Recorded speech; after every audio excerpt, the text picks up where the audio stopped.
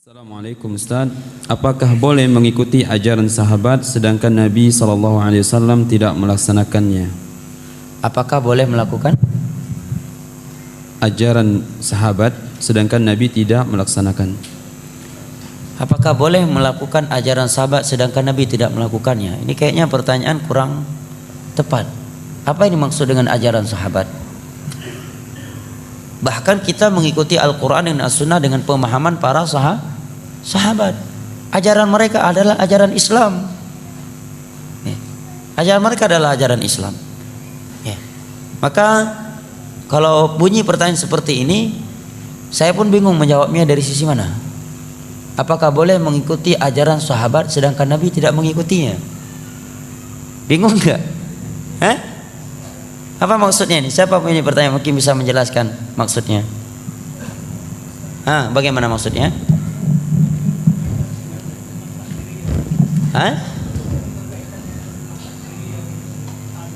Sunnah takdiriyah. Ahsan. Mungkin maksudnya di sini bagaimana menyikapi syubhat sebagian ahlul bid'ah yang membawa dalil-dalil yang di situ dia menyatakan bahwa bid'ah itu boleh selama hasanah. Buktinya ada beberapa ibadah para sahabat melakukannya sedangkan Nabi belum mengajarkannya. Betul kan? Ini maksudnya. Apa contoh? Banyak katanya. Apa diantaranya? Nabi nggak pernah sholat tahajud, nggak pernah sholat tahiyatul masjid. Berarti melakukan sholat tahiyatul masjid bid'ah dong. Anda yang bid'ah. Kalau bid'ah maka dari ujung kaki Anda sampai ujung rambut Anda bid'ah katanya. Masya Allah. Luar biasa ini. Orang mendengar ilmiah juga. Ini bahlul namanya, bukan ilmiah. Udah jelas-jelas dalam Sahih Bukhari dan Muslim dari Abi Qatadah Al-Ansari radhiyallahu anhu terkait salat tahiyatul masjid. Nabi menyatakan idza dakhala ahadukumul masjid fala yajlis hatta yusalli raka'atain. Apabila salah satu di antara kalian masuk ke masjid, jangan dia langsung duduk sampai dia salat 2 rakaat. Ini hadis. Kok dibilang bid'ah? Yang namanya hadis Nabi definisinya kata Imam Ibnu Hajar Al-Asqalani, ma udhifa ila Nabi sallallahu alaihi wasallam min qaulin aw fi'lin aw taqririn aw sifatin khuluqiyyatin aw khalqiyyah. Sesuatu yang dinisbatkan kepada Nabi, ucapan, perbuatan, ikrar atau sifat postur tubuh beliau atau sifat akhlak beliau, itu namanya hadis. Ini ucapan Nabi, hadis bukan? Hadis kok dibilang enggak ada petunjuk dari Nabi? Salat kurang jelas, hadis perintah lagi, ya kan? Ada mengatakan ada seorang sahabat dalam safar yang ketika beliau salat lalu diakhiri dengan beliau mengakhirkan rakaat salat tersebut dengan surat Qul huwallahu ahad al-Ikhlas dalam sebuah medan perang.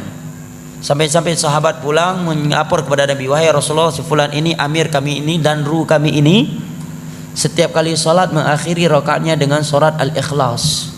Maka Nabi memanggil dia, apa sebab kamu melakukannya? Sahabat ini pun menjawab, karena saya cinta kepada surat Al-Ikhlas, karena surat Al-Ikhlas mengandung nama-nama Allah Subhanahu wa taala dan sifatnya. Maka Nabi pun memujinya. Hadisnya dalam Sahih Bukhari atau dalam Sahih Muslim. Katanya hadis ini ada sahabat melakukan ibadah sebelum Nabi mengajarkannya. Baik. Bilal ibnu Abi Rabah katanya, salat wudu 2 rakaat setelah wudu. Buktinya ketika Nabi bertanya, wahai Bilal, aku mendengar suara teropakmu dalam surga, amalan apa yang kau lakukan? Dia menjawab, aku tidaklah berwudu kecuali aku salat 2 rakaat. Nah, ini boleh melakukan ibadah sebelum ada dalilnya, yang penting tujuannya baik. Masya Allah, orang dengar mantap ini, buatlah. Kalau seperti itu zuhur 8 rakaat tujuannya baik. Siapa yang bisa membawa ayat dan hadis bahwa ada larangan jangan sholat zuhur, bunyinya jangan sholat zuhur lebih 4 rakaat, saya kasih uang. Tapi kalau nggak bisa Anda kasih uang balik, itu namanya judi, nggak boleh. Ada untung rugi. Nggak ada kan larangan sholat zuhur lebih dari 4 rakaat. Silakan buka 30 juz Al-Quran, seluruh kitab hadis nggak ada. Yang ada perintah sholat zuhur mengikuti Rasulullah dan beliau nggak pernah lebih dari 4 rakaat. Adapun 2 hadis tadi, jawaban yang pertama, siapa bilang Nabi tidak menganjurkan salat wudu, salat 2 rakaat setelah wudu?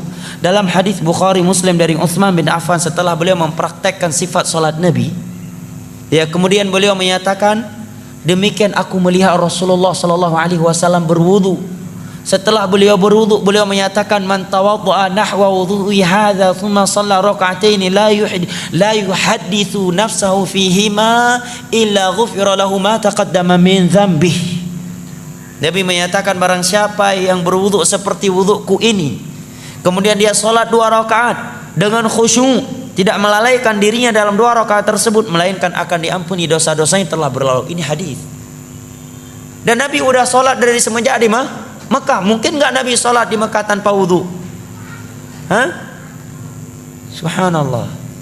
Itulah kalau sudah hawa nafsu yang bermain, jamaah. Jawaban berikutnya, ikrar dari Nabi, dan ikrar bagian dari hadis, dan itu di masa wahyu. Adapun sahabat membaca Al-Ikhlas tadi karena beliau mengambil keumuman ayat Allah, faqra'u ma tayassara minal Qur'an, bacalah apa yang mudah dari Al-Qur'an dalam salat. Al-Ikhlas bagian dari surat Al-Qur'an. Lebih dari itu beliau melakukannya di zaman wahyu, di mana agama belum sempurna kecuali setelah Nabi diwafatkan, dan diikrarkan, dibenarkan oleh Rasulullah. Anda buat bidah ini, siapa yang mengikrarnya?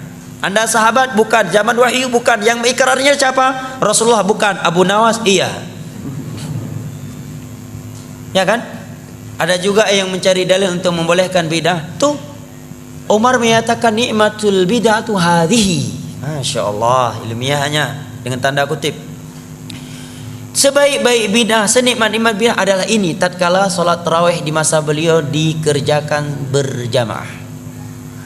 Jawaban kita, itu Umar. Pertama kita jawab biar lebih telak lagi.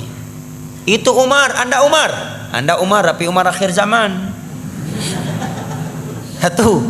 Kedua, Umar termasuk khulafa ar-rasyidin yang ada perintah dari Nabi untuk mengikuti sunnah mereka. 3. Apakah yang dikatakan oleh Umar itu sama sekali tidak ada di masa Nabi?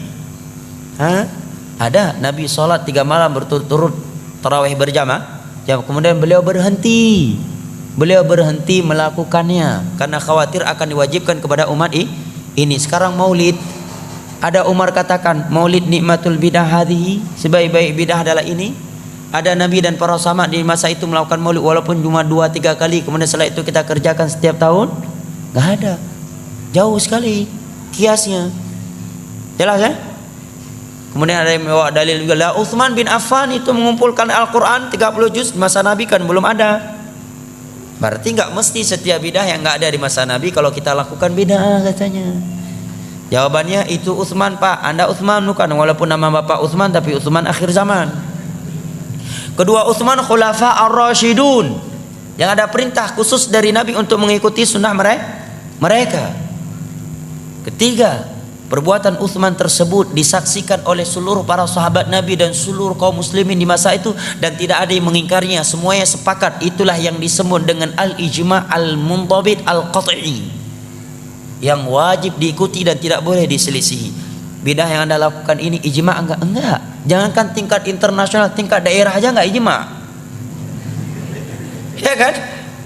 Ya, jangankan tingkat internasional, tingkat daerah aja, tingkat kecamatan enggak ijma'. Gimana mau diikuti? Keempat, Utsman bin Affan melakukan hal tersebut ini bentuk merealisasikan keumuman firman Allah, inna alaina jam'ahu wa qur'ana. Kelima, di masa Nabi sudah ada pengumpulan Al-Quran. Beliau mencontohi itu, hanya saya pengumpulan Al-Quran di masa Nabi tidak sempurna 30 juz dalam sebuah mushaf.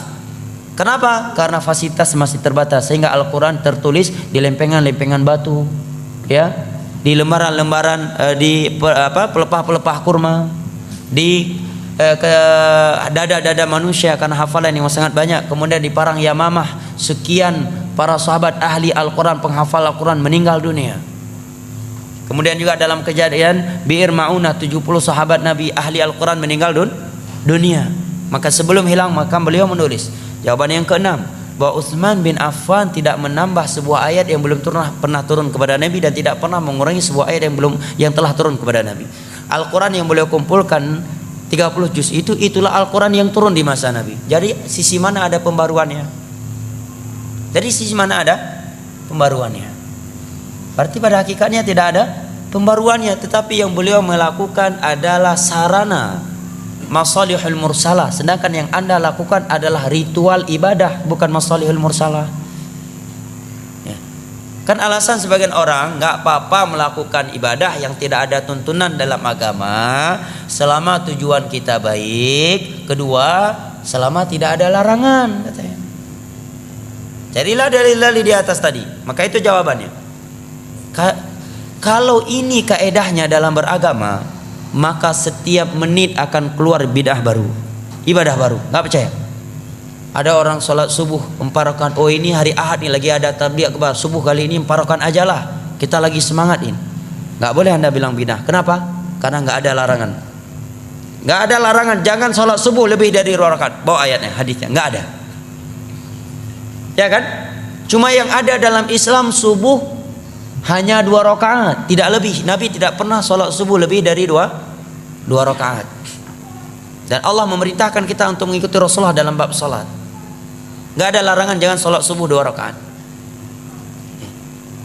Kalau kaedahnya yang penting baik, selama tidak ada larangan maka boleh, berarti boleh sholat subuh lebih dari 2 rakaat karena nggak ada larangannya dan tujuan kita pun baik.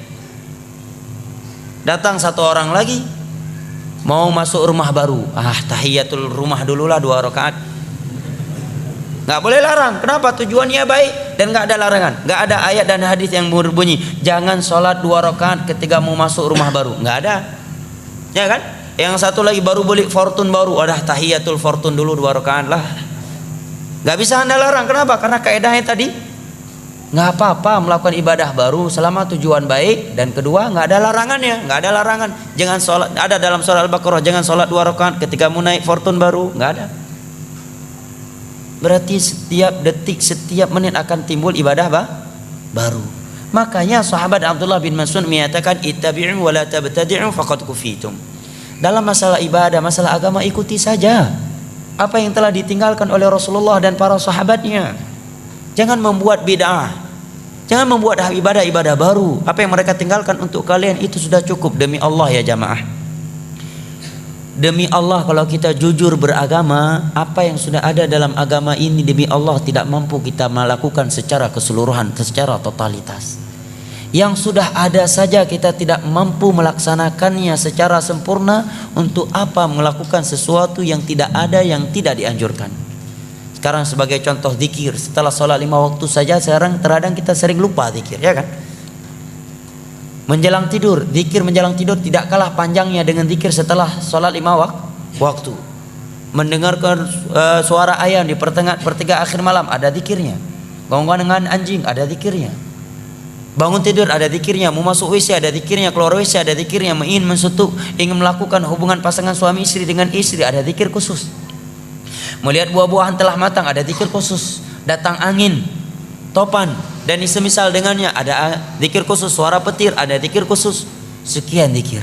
Ini saja 24 jam ini penuh dengan ibadah zikir. Itu saja udah nggak mampu kita lakukan. Itu apa mengada-adakan yang tidak ada.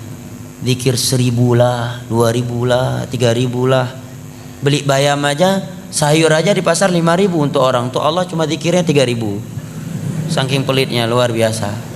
Ratib sirbe 2000 leherbe. Ya kan? Untuk beli sayur aja 2 sampai 5.000. Pas zikir sama Allah 3.000 dikasih. Kan pelit.